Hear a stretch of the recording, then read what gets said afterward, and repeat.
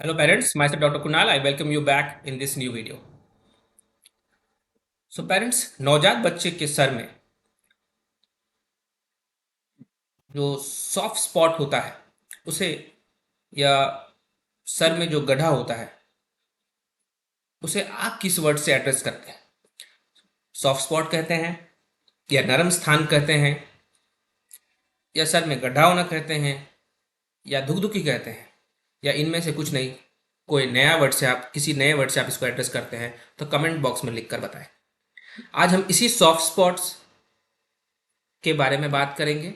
Sir में जो गड्ढा होता है नवजात बच्चों के सर में, उसके बारे में बात करेंगे। क्यों होता है वो बताया जाएगा। ये होना जन्म के साथ नॉर्मल है या एबनॉर्मल है, कि किस एज तक, किस उम्र तक बच्चों में बंद हो जाता है, और अगर उस लिमिट तक वो बंद ना हो, उस एज तक बंद ना हो तो हमें क्या करना चाहिए। इन सभी क्वेरी को आज मैं इस वीडियो पे आपके साथ साझा करूँगा। पेरेंट्स, ये टॉपिक चूज़ करने का मेन रीज़न यही है। कल हमारे प्रैक्टिस में हमारे को सिमिलर क्वेरी के 3 पेशेंट्स कल आए थे। एज ग्रुप डिफरेंस था, एक 4 महीने का था, एक 9 मंथ्स का था, एक अपना 15 मंथ्स का वैक्सीनेशन करवाने को आए थे। तो उनका क्वेरी था कि सर मेरा बच्चा 15 महीने का हो गया है, ये सर में जो गड्ढा है अभी तक भरा नहीं है, बाकी बच्चों के वो इस उम्र के बच्चों में वो भर गया है। तो उनका भी वो क्वेरी था। तो इसको देखते ही मैंने ये टॉपिक आपके साथ आज मतलब चूज़ किया है आपके साथ शेयर करने को इन्फॉर्मेशन रिगार्डिंग दिस टॉपिक। सो इस टॉपिक्स को अगर आपको पसंद आएगा तो आप वीडियो को लाइक कीजिएगा। अगर आपको लगता है ये जानकारी सभी पेरेंट्स के बीच में होगा तो share the video in what ever social platform you want. And अगर आपको लगता है कि जानकारी आपके लिए लाभदायक था, ऐसे ही कुछ नए जानकारी आपको हम हमेशा देते रहे, तो सब्सक्राइब का बटन को प्रेस कीजिए ताकि आपको ये नोटिफिकेशन जाएगा कि हमने कुछ नया वीडियो बनाया है आपके लिए। So let's begin with the topic. Parents, जैसे आप इस इमेज में देख पा रहे हैं, बच्चे का ये स्कल है, नवजात बच्चों का ये स्कल है, इसे हिंदी में हम खोपड़ी कहते हैं। स्कल में कुछ बोन्स हैं, वो आपस में अगर आप देखें तो कहीं कहीं वो आपस में कम्प्लीटली एक दूसरे से फ्यूज़ नहीं हुए हैं, सटे नहीं हैं। तो वो जो गैप रह गया है, इसी गैप को हम जनरल टर्म में कभी कभी बोलते हैं सर में गड्ढा होना, दुखदुखी होना या सॉफ्ट स्पॉट, या बच्चों के सर में नरम स्थान। मेडिकल टर्म में हम इसे फॉन्टानेल बोलते हैं। जैसा कि आप इमेज में देख पा रहे हैं, ऐसा ही गैप सिमिलरली एक स्कल के आगे में है तो एक स्कल के पीछे में है, तो उसका नाम वैसा ही है, anterior fontanelle and posterior fontanelle. तो ये क्यों बच्चों में जब आप सर पे छूते हैं तो ये नरम स्थान आपको क्यों नरम लगता है, ये सॉफ्ट क्यों लगता है, इसका रीज़न आपको दिख गया होगा कि सराउंडिंग में आपका बोन का कवरिंग है, बट वहाँ पर आपका बोन का कवरिंग नहीं है, इसलिए आपको छूने में वो सॉफ्ट लगता है या नरम लगता है। तो इसे ही हम कहते हैं धुकधुकी, सॉफ्ट स्पॉट, नरम स्थान, या कोई नया वर्ड जो आप बोलते हो। तो क्या ये हर बच्चे में होता है? क्या ये होना नॉर्मल है? ये आप समझ जाएंगे जब मैं बताऊंगा कि बच्चों में ये क्यों होता है। बच्चों में ये सॉफ्ट स्पॉट होने का कारण या जो गैप होता है बोन्स के बीच में, उसके 2 कारण हैं। फर्स्ट, पेरेंट्स, अगर आपने हमारा पुराना वीडियो देखा होगा जिस वीडियो पे मतलब tips to enhance the memory and brain, उस पर जब मैंने बात किया है तो मैंने उसमें एक इम्पॉर्टेंट पॉइंट डिस्कस किया था कि बच्चे जब जन्म लेते हैं तो उनके दिमाग का वजन अप्रॉक्स 330 ग्राम्स के आसपास होता है, 330 ग्राम। बट फर्स्ट 2 ईयर में बच्चे का मानसिक ग्रोथ सबसे मैक्सिमम होता है, ब्रेन का ग्रोथ सबसे मैक्सिमम होता है, इसीलिए 2 साल पहुंचते पहुंचते बच्चे का दिमाग का वजन 300 350 ग्राम से वो 1 केजी के आसपास हो जाता है। तो पेरेंट्स, आप जैसा देख पा रहे हैं, ये खोपड़ी है, जो स्कल है, वो बोन के नीचे में ही आपका ब्रेन है, मैटर है। इसी ब्रेन मैटर को अप टू 2 ईयर्स में इसको वेट भी बढ़ाना है, 3 गुना इसे बढ़ना है। तो अगर इसके ऊपर का जो स्कल बोन है, अगर वो आपस में फ्यूज रहेगा तो अंदर का जो ब्रेन मैटर है, क्या वो बड़ा हो पाएगा? क्या उसको बड़ा होने का जगह मिलेगा? तो आंसर है नहीं। इसीलिए ये गैप रहता है, क्योंकि बच्चे जैसे जैसे बड़े होते हैं, ब्रेन का ग्रोथ होता है, उसको ब्रेन ग्रोथ करने में स्पेस चाहिए, वो स्पेस प्रोवाइड करने के लिए ईश्वर ने ऐसा एक गैप दिया है।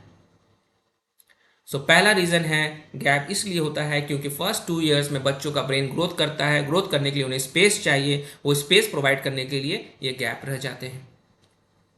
और दूसरा रीज़न, बच्चे का जब डिलीवरी होता है तो निकलते समय उसके लिए वो स्पेस छोटा पड़ता है, इसलिए जब वो निकल रहा है वो क्या होता है, वो स्कल बोन्स जो है आपस में दूर दूर में है, निकलते समय वो एक दूसरे के साथ चिपकते हैं या कभी कभी एक के ऊपर एक चढ़ जाते हैं, मोल्डिंग करते हैं।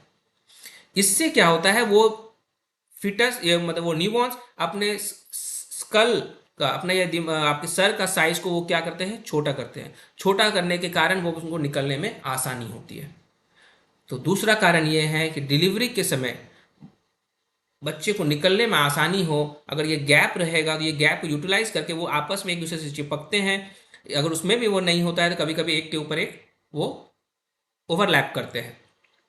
तो ये गैप रहने के कारण ही ये चीज़ पॉसिबल है, और ये होने से क्या होता है, बच्चे का सर का आकार थोड़ा छोटा होता है और डिलीवरी होने में आसानी होती है। तो इन दो कारणों के कारण ही हमारे बच्चों में स्कल बोन्स में आपस में कुछ गैप रह जाते हैं। तो ये जो दो क्वेरी है, ये दो कारण तो हर बच्चों में होता है, इसलिए ये चीज़ हर बच्चों में होना नॉर्मल बात है।